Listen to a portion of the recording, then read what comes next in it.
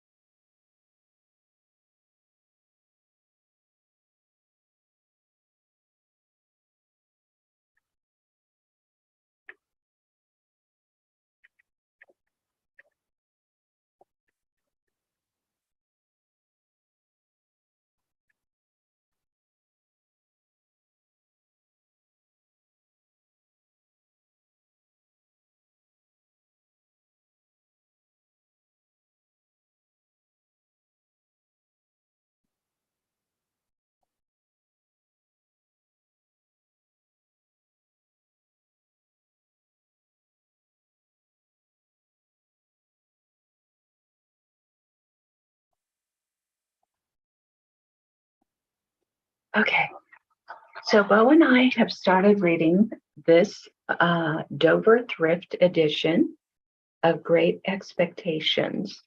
And we're only on page 26, so we haven't gotten very far into it. And I'll tell you what, the thing that impresses me is the characterization of Mrs. Jo Gargery, the elder sister of Pip, who has raised him by hand. So, let me just give you a summary of what's happened so far. So Pip is a little boy. He's an orphan, and he's being raised by his sister, who is married to the town blacksmith, Joe. And Mrs. Joe, and this is what she goes by. We don't actually know her her name as such. We know that the last name was supposed to be Pirib before she married, but her entire identity is that she is the blacksmith's wife, and she uses this identity to sort of to bluster and hang over everybody's head. I would say that in today's nomenclature, the kind of character that she is a vulnerable narcissist. Anyway, the story begins when Pip is sitting around on the grave of his parents or very close to it, and he is accosted by a convict, an escaped convict, who tells him that his friend, his younger friend, would eat his liver and heart if he does not bring him food, drink, and a file so that he can get the irons off himself. And so Pip goes home and he proceeds to steal from his sister, Mrs. Jo Gargery, and he feels very guilty about it. But what I find interesting is the whole setup for the household, the fact that the lady of the house is basically ruling the house with an iron hand and telling everyone that she's a victim. So she shows herself to be very self-sacrificing. She wears an apron, and she never takes off her apron. And she says that she is forced to work very hard as the housewife. of the family, and she rules the larder with an iron fist, and nobody is allowed to have any food unless she says that they can. So she's in charge of the food. She's obviously taking care of the family's food budget. It's only herself, her husband Joe, and little Pip, which is her younger brother. And so nobody's allowed to like go into the kitchen and just get a bite to eat on their own. They expect to be served by Mrs. Joe, but if Mrs. Joe doesn't choose to serve them, they get nothing to eat. So they're entirely dependent on her. If they were to go and get something, it would be like stealing. That's how they feel about it. And so when Pip is fed, the next time that he's fed, it's a piece of bread with some butter. And Joe, the blacksmith, also gets a piece of bread with butter. So they're both equally victualed, and they both are treated like children by Mrs. Joe.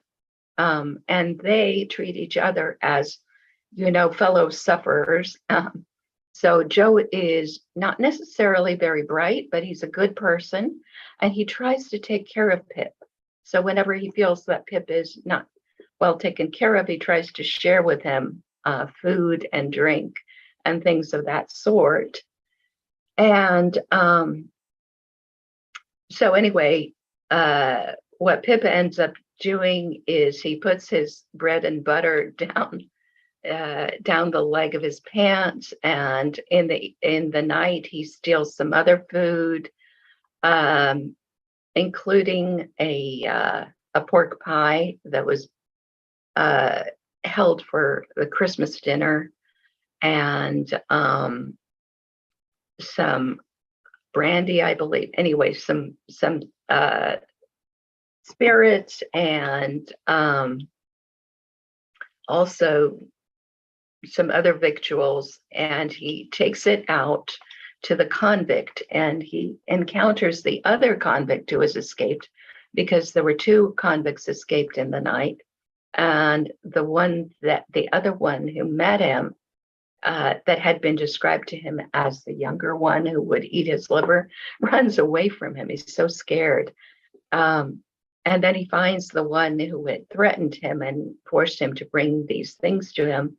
And the convict eats the food, doesn't leave any for the other convict, and starts to file away at his irons, at which point Pip goes home. And then throughout the Christmas dinner, when all sorts of people from the church are invited to the house, Pip is afraid that his theft of the food and of the spirits will be found out, and he'll be in terrible trouble as the thief that he is, even though he stole it for somebody else.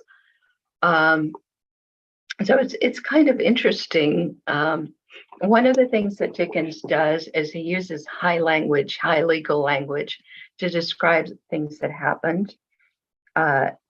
Joe and Pip are dressed in their finest Sunday clothes and are sent off to church. And Mrs. Joe attends church vicariously, meaning that having sent them off, she doesn't have to, and she stays home and does all the work. And we hear and we know that Mrs. Joe keeps a very clean house, but the way she keeps it clean is by preventing people from entering rooms, and she makes life pretty miserable for the other occupants of the house while she does her job as the housewife. And Dickens is very good at describing the henpecking of the lady of the house. I mean, the way she henpecks her husband and anyone else there, but she's very nice to the guests.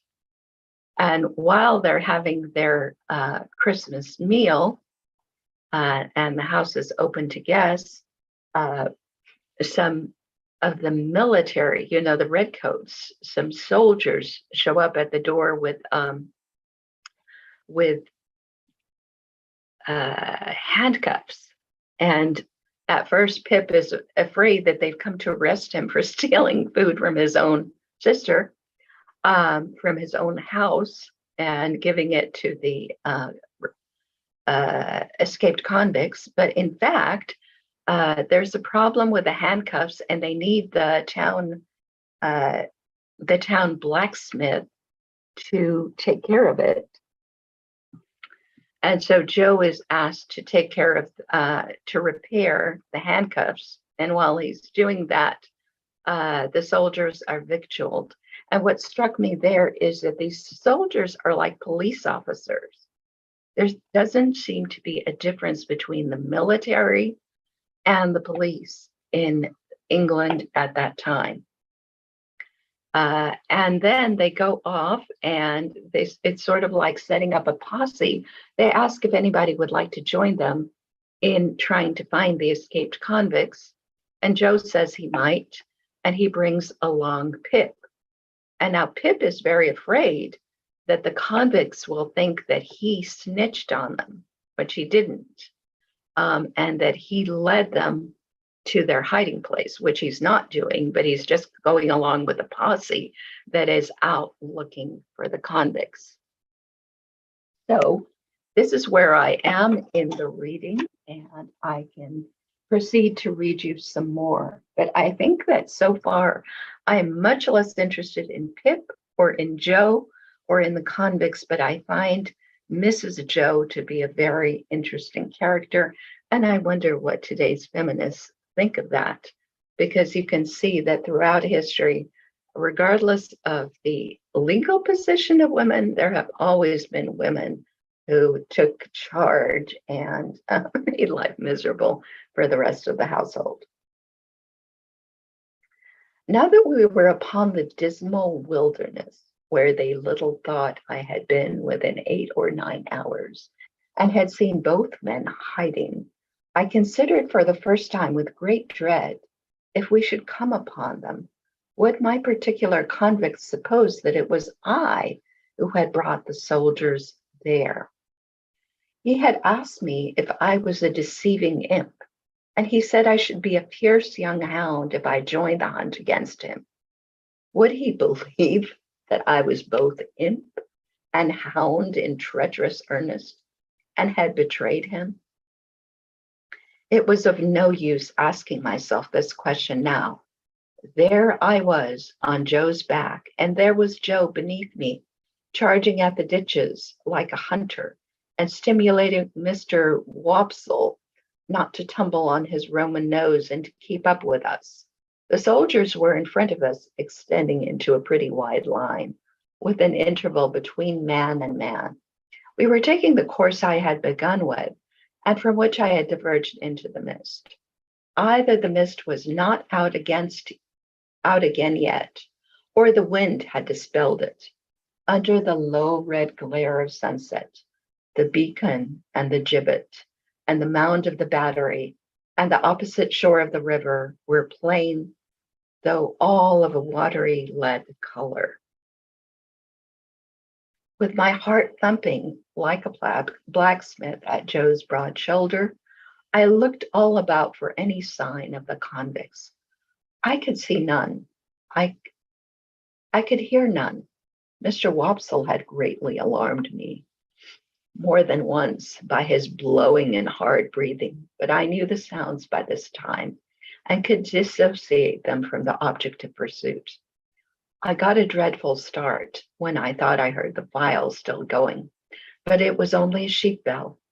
The sheep stopped in their eating and looked timidly at us, and the cattle, their heads turned from the wind and sleet, stared angrily as if they held us responsible for both annoyance both annoyances. But except for these things and the shudder of the dying day and every blade of grass, there was no break in the bleak stillness of the marshes. The soldiers were moving on in the direction of the old battery, and we were moving on a little way behind them, when all of a sudden we all stopped. For there had reached us on the wings of wind and rain a long shout. It was repeated. It was at a distance towards the east, but it was long and loud. Nay, there seemed to be two or more shouts raised together, if one might judge from a confusion in the sound. To this effect, the sergeant and the nearest men were speaking under their breath when Joe and I came up. After another moment's listening, Joe, who was a good judge, agreed, and Mr. Wopsle, who was a bad judge, agreed. The sergeant, a decisive man, ordered that the sound should not be answered, but that the course should be changed, and that his men should make towards it at the double. So we started to the right, where the east was, and Joe pounded away so wonderfully that I had to hold on tight to keep my seat. It was a run indeed now, and what Joe called, in the only two words he spoke all the time, a winder. Down banks and up banks and over gates and splashing into dikes and breaking among coarse rushes, no man cared where he went. As we came nearer to the shouting, it became more and more apparent that it was made by more than one voice. Sometimes it seemed to stop altogether, and then the soldiers stopped. When it broke up again, the soldiers made for it at a greater rate than ever, and we after them. After a while, we had so run it down that we could hear one voice calling murder, and another voice, convicts, runaways, guard, this way for the runaway convicts. Then both voices would seem to be stifled in a struggle, and then would break out again. And when it had come to this, the soldiers ran like deer, and Joe too. The sergeant ran in first when we had run the noise quite down, and two of his men ran in close upon him. Their pieces were cocked and leveled when we all ran in. Here are both men, panted the sergeant, struggling at the bottom of a ditch. Surrender, you two, and confound you for two wild beasts. Come asunder. Water was splashing, and mud was flying, and oaths were being sworn, and blows were being struck, when some more men went down into the ditch to help the sergeant, and dragged out separately my convict and the other one. Both were bleeding and panting, execrating and struggling, but of course I knew them both directly. Mind, said my convict, wiping blood from his face and his ragged sleeves and shaking torn hair from his fingers. I took him. I give him up to you. Mind that. It's not much to be particular about, said the sergeant. It'll do you small good, my man, being in the same plight yourself, handcuffs there. I don't expect it to do me any good. I don't want it to do me more good than it does now, said my convict with a greedy laugh. I took him. He knows it. That's enough for me. The other convict was livid to look at it, and in addition to the old bruised left side of his face, seemed to be bruised and torn all over. He could not so much as get his breath to speak until they were both separately handcuffed, but leaned upon a soldier to keep himself from falling. Take notice, guard, he tried to murder me, were his first words. Try to murder him, said my convict disdainfully. Try and not do it? I took him and give him up. That's what I'd done. I not only prevented him getting off the marshes, but I dragged him this far on his back, on his way back. He's a gentleman, if you please, this villain. Now the hulks has got its gentleman again. Through me. Murder him? Worth my while, too, to murder him, when I could do worse and drag him back. The other one still gasped. He tried. He tried to murder me. Bear witness, bear witness. Looky here, said my convict to the sergeant. Single-handed, I got clear of the prison ship. I made a dash and I done it. I could have got clear of these death-cold flats likewise. Look at my leg. You won't find much iron on it. If I hadn't made discovery that he was here, let him go free. Let him profit by the means as I found out. Let him make a tool of me afresh and again. Once more, no, no, no. If I had died at the bottom there, and he made an emphatic swing at the ditch with his manacled hands, I'd have held to him with that grip that you should have been safe to find him in my hold. The other fugitive was evidently in extreme horror of his companion, repeated, He tried to murder me. I should have been a dead man if you had not come up. He lies, cried my convict with fierce energy. He's a liar born, and he'd die a liar. Look at his face. Ain't it written there? Let him turn those eyes of his on me. I defy him to do it.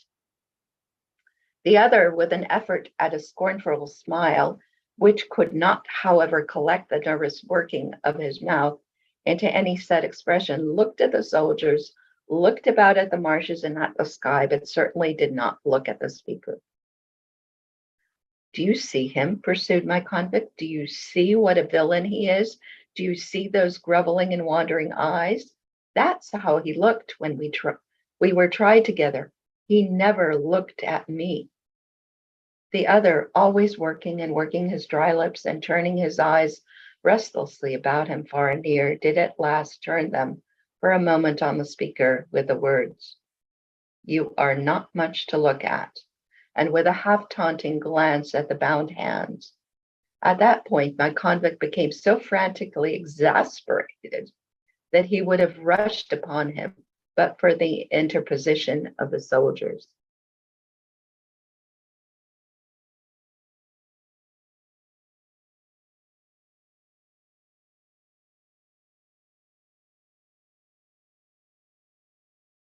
Didn't I tell you, said the other convict, that he would murder me if he could? And anyone could see that he shook with fear, and that there broke out upon his lips curious white flakes like thin snow. Enough of this parley, said the sergeant. Light those torches. As one of the soldiers who carried a basket in lieu of a gun went down on his knee to open it, my convict looked round for the first time and saw me. I had alighted from Joe's back on the brink of the ditch when we came up and had not moved since. I looked at him eagerly when he looked at me and slightly moved my hands and shook my head. I had been waiting for him to see me, that I might try to assure him of my innocence. It was not at all expressed to me that he even comprehended my intention, for he gave me a look that I did not understand, and it all passed in a moment. But if he had looked at me for an hour or for a day, I could not have remembered his face ever afterwards as having been more attentive. The soldier with the basket soon got a light and lighted 3 or 4 torches, and took one himself and distributed the others. It had been almost dark before, but now it seemed quite dark, and soon afterwards very dark. Before we departed from the spot, 4 soldiers, standing in a ring, fired twice into the air. Presently we saw other torches kindled at some distance behind us, and others on the marshes on the opposite bank of the river. All right, said the sergeant, march. We had not gone far when the 3 cannons were fired ahead of us with a sound that seemed to burst something inside my ear. You are expected on board, said the sergeant to my convict. They know you are coming. Don't straggle, my man. Close up here. The 2 were kept apart, and each walked surrounded by a separate guard. I had hold of Joe's hand now, and Joe carried one of the torches. Mr. Wopsle had been for going back, but Joe was resolved to see it out, and so we went out with the party. There was a reasonably good path now, mostly on the edge of the river, with a divergence here and there where a dike came, with a miniature windmill on it and a muddy sluice gate.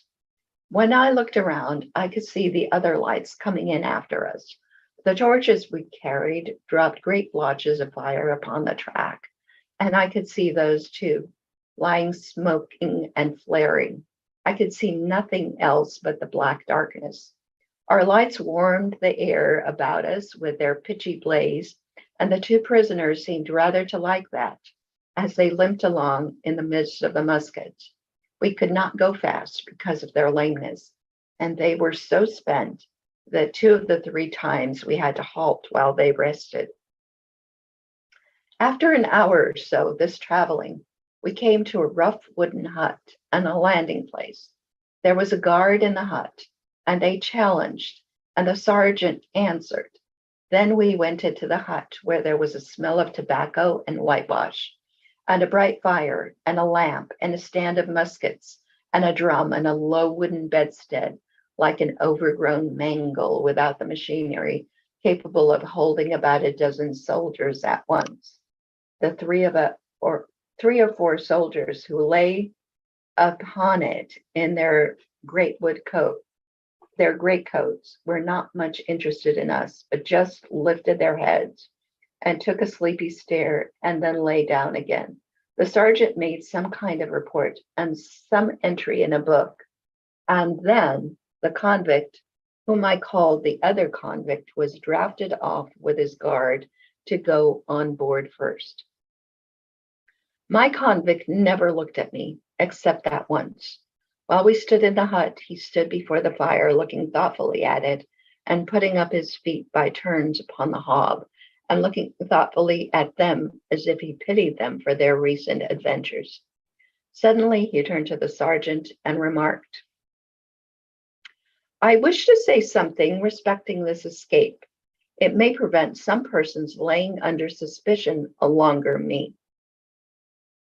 "You can say whatever you like," returned the sergeant, standing coolly looking at him with his arms folded, "but you have no call to say it here.